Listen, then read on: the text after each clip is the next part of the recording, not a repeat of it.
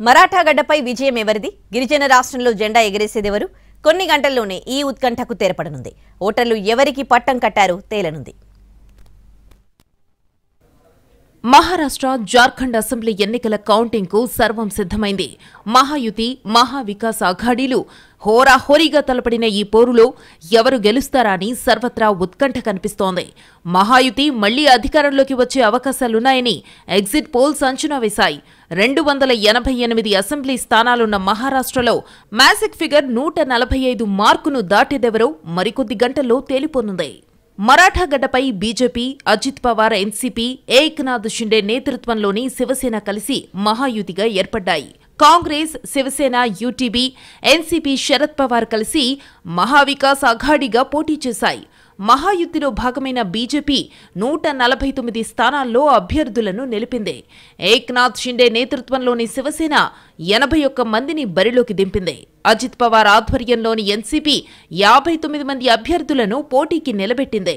విపక్ష కూటమి మహావికాస్ అఘాడీలో కాంగ్రెస్ 101 మంది అభ్యర్థులను రేసులో నిలిపింది.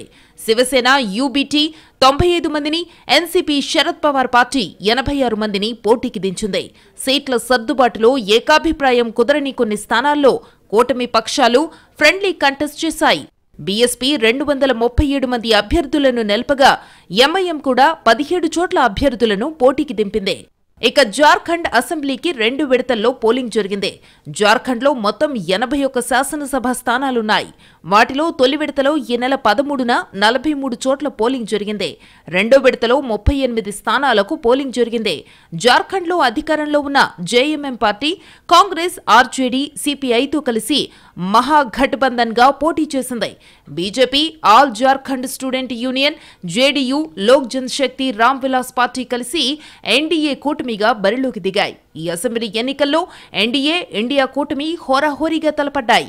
2019లో పోగొట్టుకున్న అధికారాన్ని ఎలాగైనా దక్కించుకోవాలని ఎన్డీఏ ప్రయత్నించింది. మళ్లీ అధికారాన్ని నిలబెట్టుకోవాలని జార్ఖండ్ ముక్తి మోర్చా, జేఎంఎం, కాంగ్రెస్ కూటమి పోరాడాయి.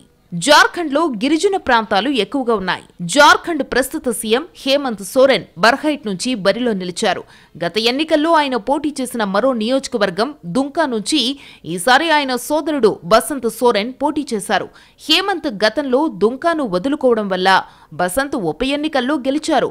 జమాలో హేమంత్ వదిన సీతా సోరెన్ బీజేపీ తరఫున పోటీ చేశారు. ఆమె ఇటీవలే జేఎంఎం నుంచి బీజేపీలోకి మారారు. గాండేలో హేమంత్ భార్య కల్పనా సోరెన్ పోటీ చేశారు. ఇక్కడ గిరిజనులు, ముస్లింలు కలిపి 40% వరకు ఉన్నారు. ఇది కల్పనకు కలిసొచ్చే అంశమని విశ్లేషకులు భావిస్తున్నారు. మహారాష్ట్ర, జార్ఖండ్ అసెంబ్లీ ఫలితాలతో పాటు కేరళలోని వైనాడ్ లోక్సభ ఉప ఎన్నిక రిజల్ట్ కూడా ఉత్కంఠను రేపుతోంది. ఈ స్థానం నుంచి కాంగ్రెస్ అభ్యర్థిగా ప్రియాంక గాంధీ తొలిసారి ప్రత్యక్ష ఎన్నికల బరిలో తన అదృష్టాన్ని పరీక్షించుకుంటున్నారు.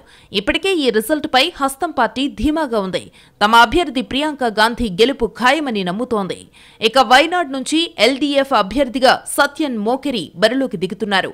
బీజేపీ నుంచి నవ్య హరిదాస్ పోటీ పడుతున్నారు. వైనాడు ఉప ఎన్నికల్లో 64.72% ఓటింగ్ శాతం నమోదైంది. ఇది గతంలో కంటే 8% తక్కువగా ఉంది. దీంతో ఓటర్లు ఎవరికి పట్టం కట్టారనే ఉత్కంఠ నెలకొంది.